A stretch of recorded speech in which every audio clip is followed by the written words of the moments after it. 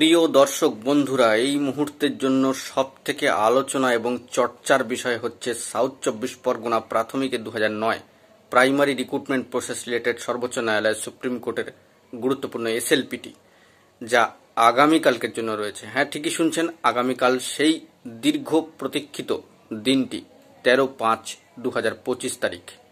উক্ত দিনের যে শিডিউল রয়েছে সেই অনুযায়ী সিএল নাম্বারও চলে এসেছে মামলার স্ট্যাটাসে, এবং শুনানির যে যে সম্ভাবনা সেটাও কে কেন্দ্র করে কিন্তু একটা বলা যেতে পারে চারিদিকে একটা টান টান উত্তেজনা ইতিমধ্যেই শুরু হয়ে গিয়েছে।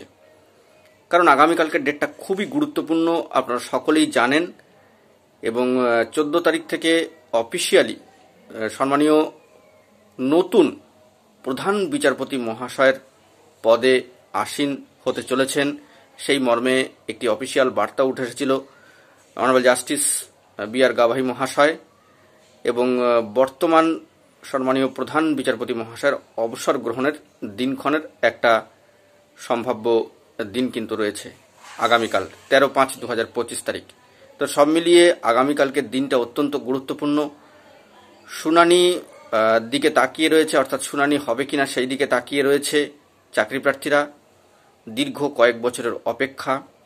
আগামীকালকে যদি বিষয়টি নিষ্পত্তি হয়ে যায় তো ভালোই, না হলে কি হবে না হবে সেটা কোর্টের সাইটে মামলা ডিসপ্লে বোর্ডে এলে পরপর কিভাবে এগোচ্ছে সেটাও লক্ষণীয় হয়ে উঠবে।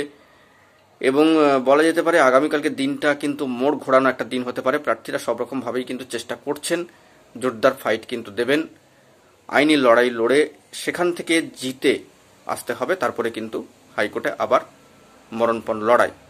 অর্থাৎ এখন সুপ্রিম কোর্ট আগামীকালকের ডেডলাইন অর্থাৎ 13/5টা কিন্তু পাখির চোখ হতে চলেছে আগামীকালকের জন্য।